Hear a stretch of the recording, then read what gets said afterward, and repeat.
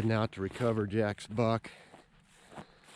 I was filming with the other camera guys, but I was looking straight into the sun. And the viewfinder on that camera, when you're looking into the sun like that, I couldn't see anything. I have no idea if I got the shot on film or not, to be honest with you. One shot, dropped him. I'm going to take you up here and get a look at him. We're in central Wyoming. Whitetail season. We've seen a couple really nice muleys. We're out in the same area where I got to hunt with Jack last year.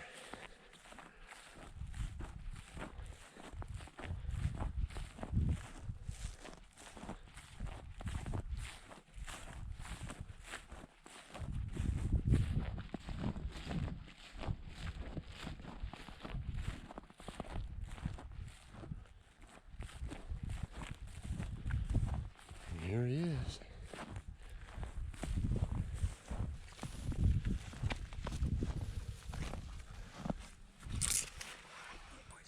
Thought he was. One shot. How far, Jack? 120 yards. 120. We saw him at about 450 originally, and he started working right towards us.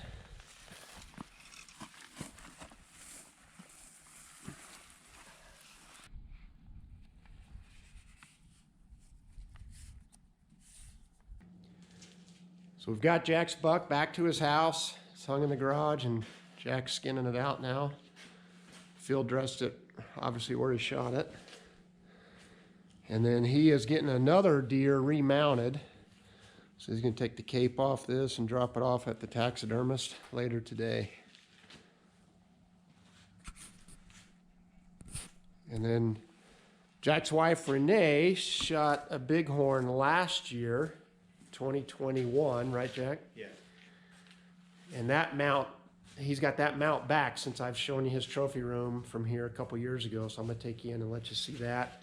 And then Jack shot a bighorn in 2022, but he doesn't have that one back yet. Well, guys, I just looked at the footage on what I call my bigger camera, the camera that's got the better zoom. The issue with that camera is the viewfinder on it. If there is any light at all, you cannot see in the viewfinder. So I was just guessing when Jack shot that buck. And what was I filming? The sky. You can hear me say, you can hear the shot, you can hear me say you dropped him. But I won't use that footage. It literally, you can't see the deer at all.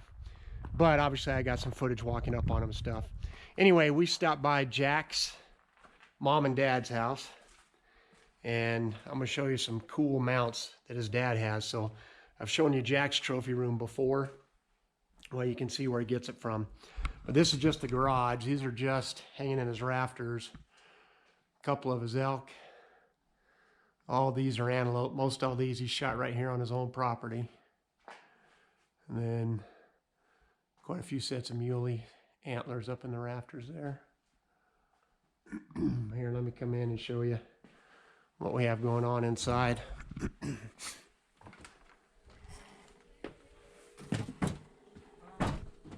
know.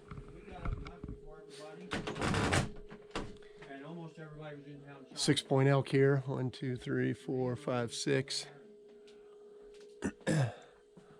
4-point muley up there with brow tines. Got some antelope, another elk. That's another 6-pointer, another 6-pointer.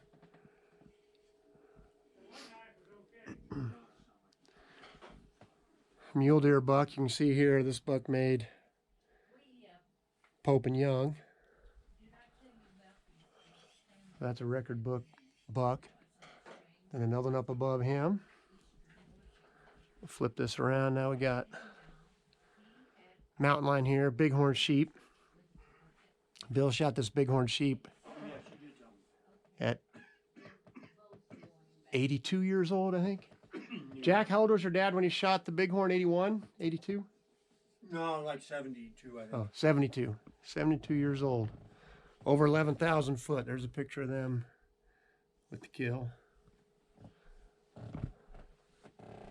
That elk I just showed you in the rafters, he shot at 85 years old. Pretty cool. Another moose he took with his bow.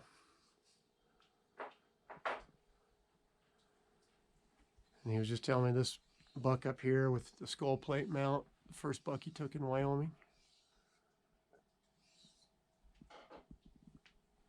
This is an Oklahoma whitetail. Another elk. Pretty cool. A lot of memories, a lot of stories. It's Saturday morning after Thanksgiving and we're getting ready to start packing up. I wanted to show you the update to Jack and Renee's trophy room. That's Renee's sheep that she got this year.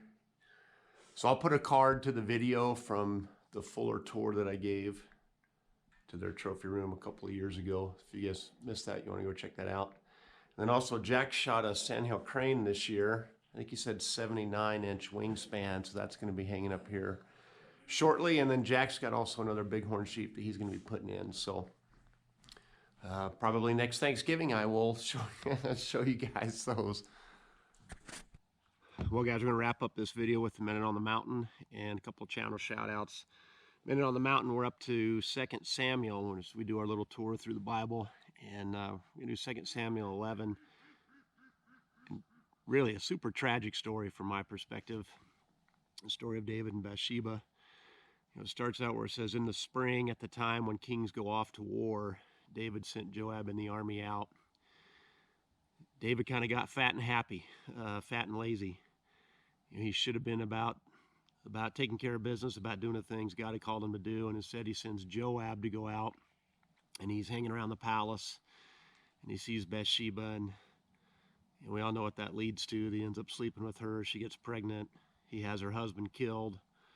I mean, it's just a mess. I mean, this isn't just some stranger either. If you know the backstory, Uriah was one of David's mighty men, one of David's fiercest warriors, a guy who'd been with him through thick and thin, and he ends up sleeping with his wife and having him killed. It's a heartbreaking story. It's just a great reminder to me of two things. Number one, as men, we need to be about the business God has called us to be doing. That old saying that what is it, idle hands or the devil's playground or something like that. That's definitely true, man. Boredom and not being purpose-filled can lead to all kinds of temptation. I think for men and women, but I think for men especially. And then second, just don't put yourself in bad situations. And whether that has to do with lust or if you've got, an addictive personality and you struggle with addiction, just don't think you're going to be able to put yourself in bad situations and power through it. Just avoid those situations to begin with. So again, that's 2 Samuel 11. Take some time and read that chapter when you have a chance. And then the last thing I would just say on that, one more thing, is don't be prideful. Don't think it couldn't happen to you. I'm well aware that stronger men than me have fallen in that area in their lives. And so I just do everything I can to not put myself in compromising situations. And don't fool yourself that you'd be immune to that. Be careful. Watch the kind of situations you put yourself in. The channel shout-outs I want to do, Daniel Charbonneau. He's been a great supporter of my channel. And Daniel, I hope I'm saying that correctly. He's up in Canada. Great channel. I really enjoy his content. And so when you get some time, check him out. I love a lot of his lantern collection videos. Dude's got a lot of really cool stuff he's accumulated over the years, and he shows that off from time to time. So that's one we'll do for today. Actually, I was going to do two, but I think let's just do Daniel's channel, and the other one I'll save for my next video. So thanks so much for coming along with us, guys. Hope you all had a great Thanksgiving. God bless you, and we'll see you the next time we're out on the mountain.